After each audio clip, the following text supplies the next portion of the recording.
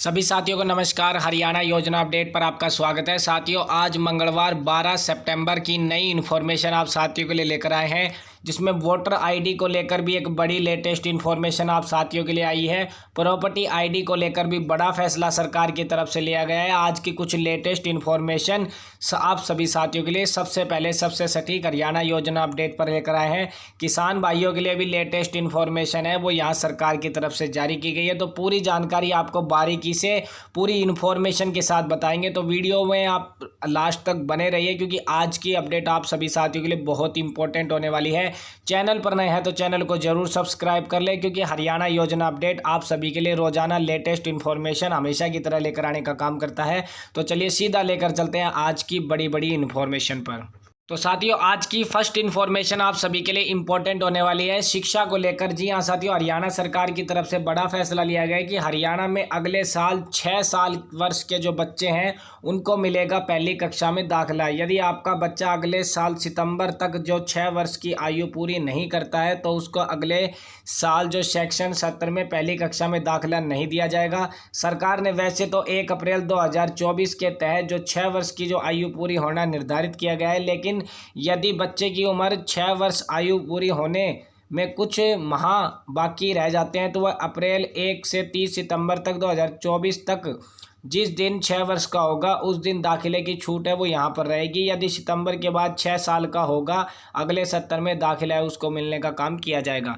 यानी सरकार की तरफ से एक निर्णय लिया गया है कि जो 6 वर्ष तक के बच्चे को फर्स्ट कक्षा में यानी पहली कक्षा में जो यहाँ पर उनको दाखिला है वो देने की बात इन्होंने कह दी गई है। तो यहाँ आप देख सकते हैं लेटेस्ट इन्फॉर्मेशन।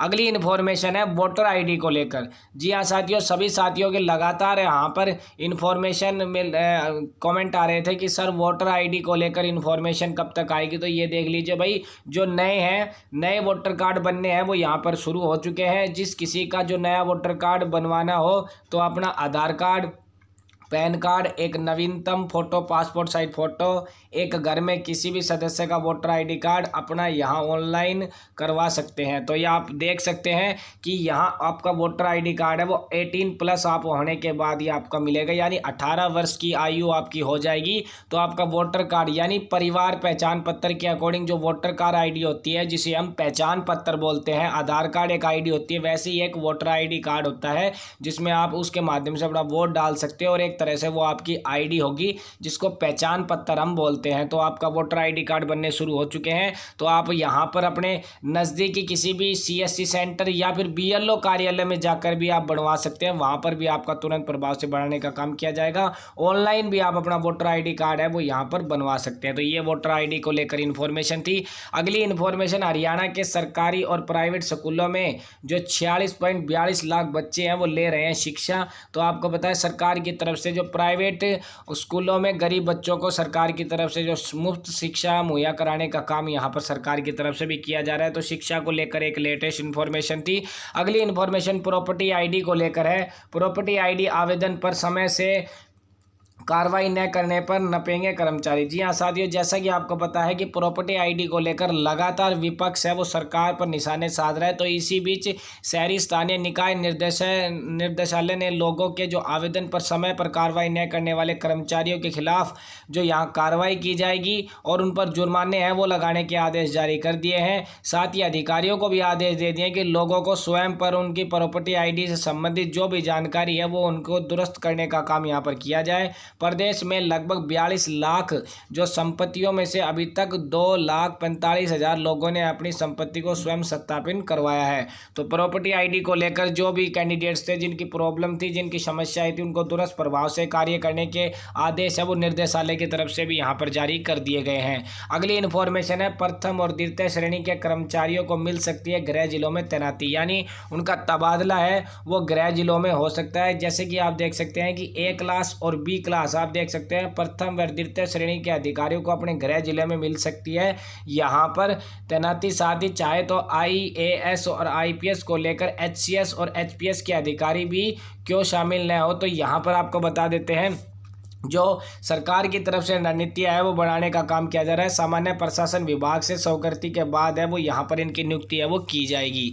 अगली इन्फॉर्मेशन किसानों के लिए है। जी हाँ साथियों, हरियाणा के जो कृषि मंत्री है जेपी दलाल, उन्होंने कहा है कि धान की खरीद के लिए हरियाणा सरकार ने जो तैयारी शुरू कर दी है, 1 अक्टूबर से धान की खरीद शुरू होगी, लेकिन भारत सरकार से अनुमति मांगी गई है। राज्य में 20 सितंबर से धान की खरीद है वो शुरू हो और साथ ही किसानों को कोई नुकसान न हो। इसमें जेपी दलाल जो हरियाणा के कृषि मंत्री हैं, उन्होंने बताया कि प्रधानमंत्री फसल बीमा योजना के तहत जो बीमा कंपनी द्वारा जिन किसानों का बीमा नहीं किया गया है, अब उनका बीमा प्रदेश सरकार करेगी। तो एक बड़ी घोषणा उन्होंने कर दी है कि जिन किसानों का यहाँ पर बीमा कंपनी की तरफ से बीमा नहीं किया गया, उनका बीमा फसल का वो सरकार की तरफ से करने का काम किया जाएगा। कृषि मंत्री ने किसानों को आश्वासन किया है कि जो यहाँ किसान भाइयों को चिंता की कोई ज़रूरत नहीं है, चिंता करने की सरकार हर परिस्थिति में उनके साथ खड़ी है। कृषि मंत्री ने कहा है कि इस बार प्रदेश में जो खाद की कमी है वो यहाँ पर नहीं होगी। सरकार के पास खाद की पर्याप्त मात्रा इस बार उपलब्ध है। उन्होंने बताया कि गत दिनों केंद्रीय रसायन एवं उर्वरक मंत्री डॉक्टर मनसुख मांडविया की अध्यक्षता में जो खाद्य उपलब्धता को लेकर जो वीडियो कॉन्फ्रेंस के माध्यम से जानकारी उनको मिल चुकी थी। तो यहाँ पर आप देख सकते हैं लेटेस्ट इन्फॉर्मेशन ये है। कृषि मंत्री हरियाणा सरकार की तरफ से कहा गया है कि खाद की कमी इस बार यहाँ हरियाणा प्रदेश में किसी भी किसान को देखने को नहीं मिलेगी। साथ ही उन्होंने बताया कि जो बीमा कंपनियों के तहत जो इन किसानों का जो फसलों का बीमा नहीं हो पाया है, उनको यहाँ पर किसी प्रकार की टेंशन लेने की जरूरत नहीं है। उनका बीमा है वो सरकार की तरफ से करने का काम यहाँ पर किया जाएगा। तो ये एक इन्फॉर्मेशन थी किसान भाइयों को लिए, बड़ी राहत है वो कृषि मंत्री हरियाणा सरकार की तरफ से दी गई है। ऐसी लेटेस्ट इन्फॉर्मेशन के लिए हरियाणा योजना अपडेट चैनल को आप जरूर सब्सक्राइब कर लें, क्योंकि रोजाना की लेटेस्ट इन्फॉर्मेशन जो आप सभी के लिए इंपॉर्टेंट होती है, हरियाणा सरकार से रिगार्डिंग आप सभी साथियों के लिए सबसे पहले सबसे सटीक लेकर आने का काम करते हैं। तो चैनल पर नया तो चैनल को जरूर सब्सक्राइब कर लें। वीडियो की अपडेट आपको पसंद आई तो इसे एक लाइक जरूर करें। साथ ही अपने साथियों में, मित्रों में, ग्रुप वाइज अपने दोस्तों में, रिश्तेदारों में आज की इन्फॉर्मेशन जरूर आप शेयर कर दें, ताकि आज की लेटेस्ट इन्फॉर्मेशन उन तक भी पहुंच सके। मिलते हैं ऐसी नई अपडेट के साथ, तब तक के लिए जय हिंद, जय भारत।